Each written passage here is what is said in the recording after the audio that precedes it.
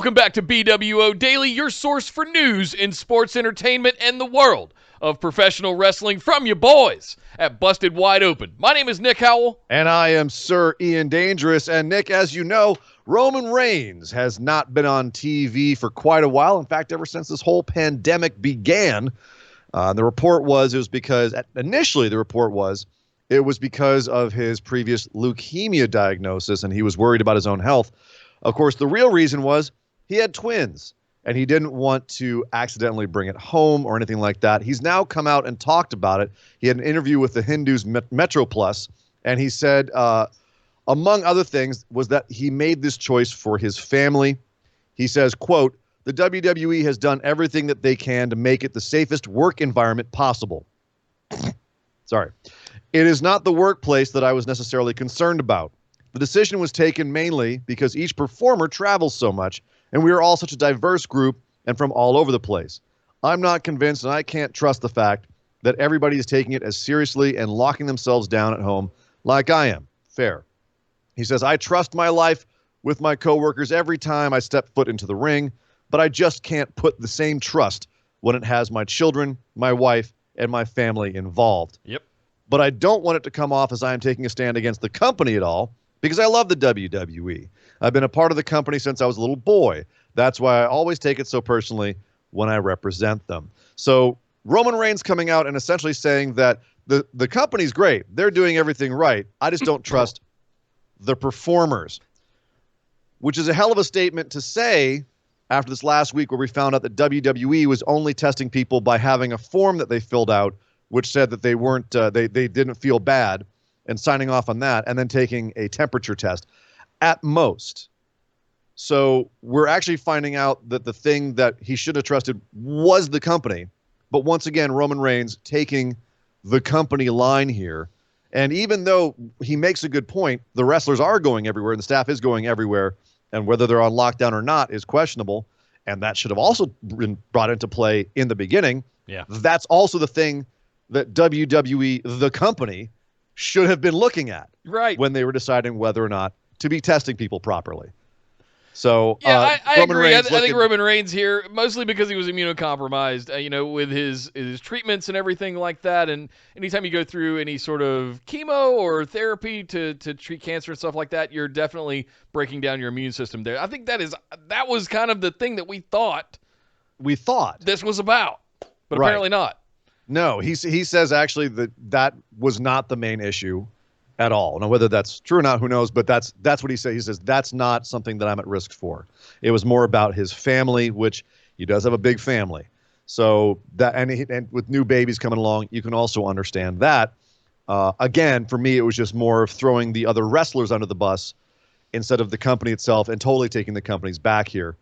That was a bit eye-raising to me. Also in the interview, he says when he comes back, he wants to go for the Universal Championship again.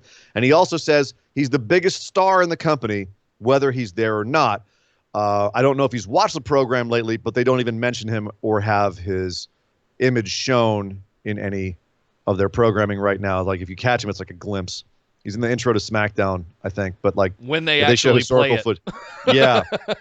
So he's going to come back and probably get a huge push. He's not wrong on that. It's just it's interesting that he's saying he's the biggest star, and they won't even show him. It's a fascinating way of keeping him relevant in fans' minds, which is by not showing him at all. So that's very strange.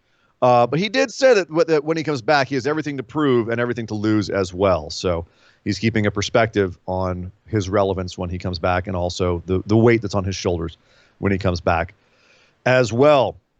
WWE, meanwhile, is actually going to resume its taping schedule. There's no further word on any positive tests or not, but Post Wrestling says this week's Raw was taped last Saturday and will be taping 2 weeks of NXT's Great American Bash this Wednesday, July 1st. Thursday on the 2nd, they're going to be taping the this coming Friday, the July 3rd SmackDown and the July 10th SmackDown, as well as 205 Live. That's this Thursday.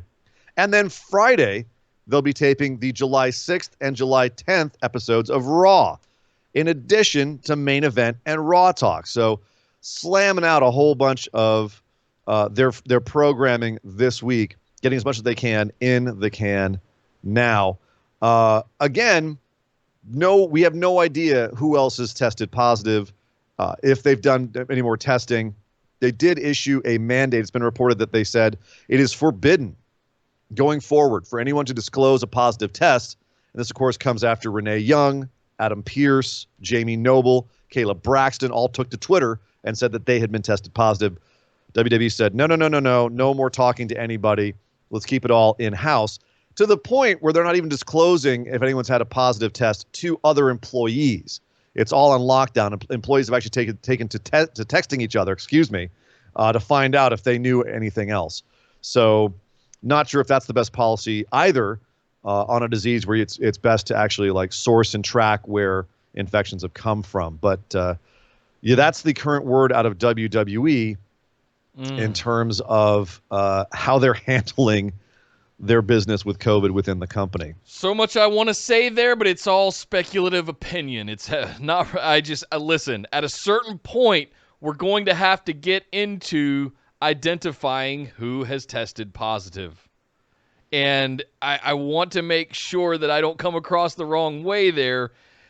I don't want to track everybody, but people have to know, even privately within their own organizations, who they've come in contact with, much like Roman said, for the sake of their families and the people they might come. You can't sit in a hotel room for 2 weeks every time you talk to somebody just because of like quarantine rules and stuff like that. It's not sustainable. It's not feasible. No. So we have to have these conversations and this knowledge out there, whether it's through some sort of we've seen success with contact tracing around the globe in other places. And I'm not saying we go all in on something like that, but at least within the organization, there has got to. I have hope that there's some level of who's talked to who and interacted with who throughout this whole process.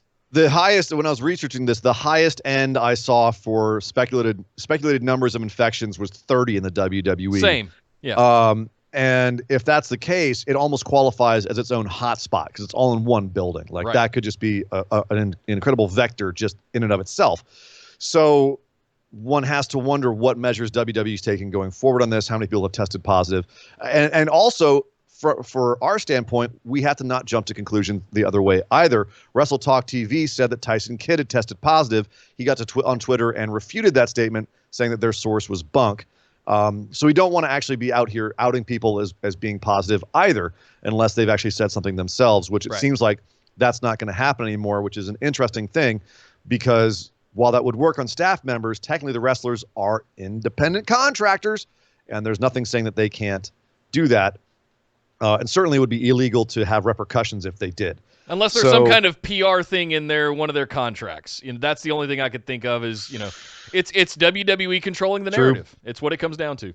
Yeah, which is not surprising. Meanwhile, the Middletown Press reports that Vince McMahon has increased his fortune by $177 million over the last 3 months of the pandemic. So he's now just under $2 billion total worth. And overall, billionaires in the United States have actually increased their fortune by 18% on average over the last 3 months. So McMahon on the low end of that in terms of overall percentage of his wealth increase, but he's still been making money during all of this. So take that for what you will. In other WWE news, Bobby Lashley had an interview over on the Devon Dudley podcast, Table Talk, and he was actually asked about the Lana and Lashley marriage angle from last year. Pretty Earlier much this year, universally, and it's only been 6 months. it feels like a million years ago. Yep. He was that wasn't last year? Are you sure? I'm pretty sure it was January, February of this year when Rusev was jumping out of a cake and Liv came out in a dominatrix outfit and says she was in a lesbian love angle with Lana. That was just a few months ago, guys. Oh, God. Pretty much universally reviled, though. Yes. Most people did not like this angle. When asked about it, Lashley seemed to dodge some bullets when he said, there's certain things you have to do in the wrestling business where it's like you have to do what's best for the show. I don't know if it was best for the show. But when you come back, you pay your dues, and you have to say what you do. What you have, you say you want to do whatever it takes to be on the roster. Excuse me. Sometimes there's things that might not be the most favorable thing for you. So he goes on to say it wasn't that uncomfortable to do all that stuff. The only thing he was really uncomfortable with was his kids. He's used to bringing his kids to shows, letting them watch, letting them follow it on the internet, and apparently he actually had to have them stop watching for a little bit and also have some conversations, some very hard conversations with them about the whole thing. So, yeah, about blurring the lines between TV and reality. So, yeah. So, not obviously, I think that was his very politic way of saying, didn't want to do it, did it for the show, wanted to get on TV more, wasn't really doing much before that, and now look at me, I'm having, main event matches. So, yeah, I can't say as I blame him. And also with the kids thing too, not letting the kids watch that. That would have been definitely very much Dad. That's tough dinner conversation to have. He did admit it was a hard conversation to have. He said, my kids are awesome and incredible. So I think with open dialogue, anything can be worked out. At the end of the day, it's TV. So at the end of the day, I think Lashley's just happy to be past it. He's like, well, I did it. It's done. I don't know if it was good for TV, but it was there, and I'm still here. And I think it got me in better with the company. At least I'm not, running courses with Sami Zayn anymore. So right. No, I was in a WWE Championship match at Backlash. With Drew McIntyre. At least I'm being presented somewhat seriously now. Yeah. So that's it for today, Nick. Stay tuned tomorrow and Wednesday. We got some big news stories coming up, ladies and gentlemen. NXT UK apparently has a huge announcement tomorrow. The word is they're going to keep filming shows. They're going to be giving a production date tomorrow, but we have no idea. It actually could be the opposite, and it could be them saying, we're done. But every report I've seen says that they are going to be staying open and trying to do more and trying to get back to normal as soon as possible. After the pandemic and after #SpeakingOut, they're in tatters. So looking forward to seeing what they have to say tomorrow. And then Renee Young also said that she has a big announcement, a big fat announcement, on Wednesday. So stay tuned. We will be back with more BWO Daily throughout the week where we will be telling you about those big announcements. And finally, Nick, we missed it yesterday because we were off, but Heidenreich turned 48 yesterday. And just want to wish him a happy birthday. If you don't know who he is, he was kind of Legion of Doom. He was one of the new members of Legion of Doom in 2006. And one time he tried to Michael Cole. Oh. It's kind of his claim to fame. So with that image in your head, that's the news. Maybe poorly timed for all of the events that are going on. It was a poorly timed segment all around, no matter when you put it. Well, guys, please stay safe out there. Thank you for checking out another episode of BWO Daily. Make sure you're subscribed by clicking that big red button down below and turn your notifications to all so that you get notified anytime we put up a new episode of BWO Daily every single day throughout the week.